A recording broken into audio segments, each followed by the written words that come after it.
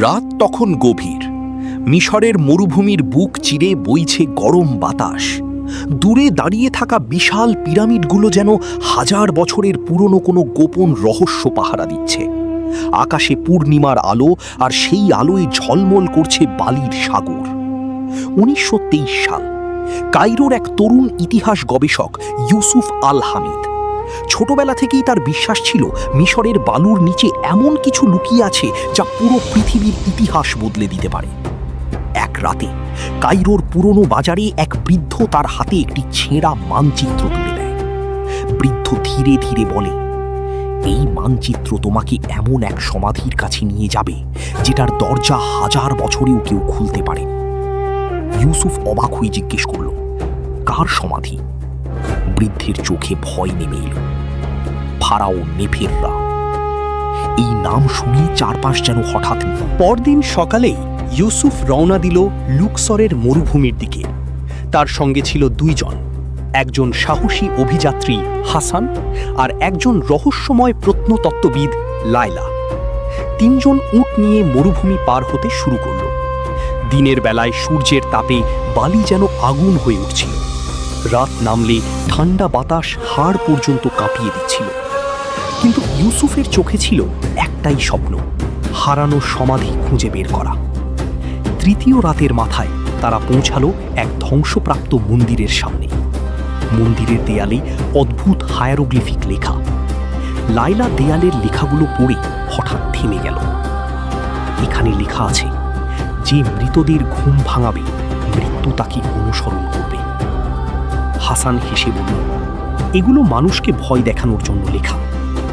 কিন্তু ইউসুফের মনে অজানা এক আতঙ্ক জন্ম নিতে শুরু করল। মন্দিরের ভাঙা মেঝের নিচে তারা খুঁজে পেল পাথরের তৈরি একটি গোপন দরজা। অনেক কষ্টে দরজাটি সরাতেই নিচে নেমে যাওয়া অন্ধকার সিঁড়ি দেখা গেল। ভেতর থেকে আসছিল ঠান্ডা বাতাস, যেন হাজার বছর ধরে কেউ নিঃশ্বাস নিচ্ছে সেখানে। তারা মশাল জ্বালিয়ে নিচে নামতে শুরু করল। দেয়ালে আঁকা ছিল যুদ্ধ, দেবতা আর মৃত্যুর ভয়ঙ্কর দৃশ্য। হঠাৎ হাসানের পা পড়ল একটি পাথরের ওপর। ক্লিক! পরের মুহূর্তেই চারদিক থেকে তীর ছুটে এলো। লাইলা চিৎকার করে উঠল, নিচে শুয়ে পড়ো। অল্পের জন্য তারা বেঁচে গেল। ইউসুফ বুঝতে পারল, সমাধি এখনো নিজের রহস্য রক্ষা করছে। ঘন্টার পর ঘন্টা অন্ধকার পথ পার হওয়ার পর তারা পৌঁছালো বিশাল এক কক্ষে। আর সেই দৃশ্য দেখে তিনজনই স্তব্ধ হয়ে গেল। চারদিকে সোনার মূর্তি, হীরা মুক্তায় ভরা বাক্স, বিশাল সোনার সিংহাসন। মশালের আলোয় পুরো ঘর যেন আগুনের মতো ঝলমল করছিল। ঘরের মাঝখানে ছিল একটি কালো কফিন। কফিনের ওপর খোদাই করা, ফারাও নেফেররা। লাইলা ধীরে ধীরে বলল, আমরা সত্যিই তাকে খুঁজে পেয়েছি। কিন্তু ঠিক তখনই দূর থেকে ভেসে এলো ভারী কোনো শব্দ। ধাপ ধাপ ধাপ, যেন কেউ অন্ধকারে হাঁটছে। হাসান তলোয়ার বের করল। কে ওখানে? কোনো উত্তর নেই, শুধু অন্ধকার। ইউসুফ কফিনের ঢাকনা ছুঁতেই পুরো কক্ষ কেঁপে উঠল। দেয়ালের মশাল একে একে নিভে যেতে লাগলো। হঠাৎ ঠান্ডা বাতাস বইতে শুরু করলো। তারপর একটি গম্ভীর কণ্ঠ ভেসে এলো, কে সাহস করেছে আমার ঘুম ভাঙানোর? লায়লা ভয়ে পিছিয়ে গেল। হাসান কাঁপা গলায় বলল, এটা অসম্ভব। পরের মুহূর্তে কফিনের ঢাকনা নিজে থেকেই খুলে গেল। ভেতরে শুয়ে থাকা মমির চোখ ধীরে ধীরে জ্বলে উঠল, লাল আগুনের মতো। ইউসুফের বুকের ভেতর ধক ধক শুরু হয়ে গেল। ফারাও নেফেররা উঠে দাঁড়ালো। তার গায়ে হাজার বছরের পুরনো সোনার বর্ম, আর চোখে অদ্ভুত জ্বলন্ত দৃষ্টি। তোমরা আমার সম্পদ চুরি করতে এসেছো। হাসান ভয়ে দৌড়ে পালাতে শুরু করল, কিন্তু হঠাৎ মেঝে ভেঙে সে নিচে পড়ে গেল। তার চিৎকার পুরো সমাধিতে প্রতিধ্বনিত হতে লাগল। লায়লা কাঁদতে শুরু করল। ইউসুফ বুঝল, এখান থেকে বের হতে না পারলে কেউ বাঁচবে না।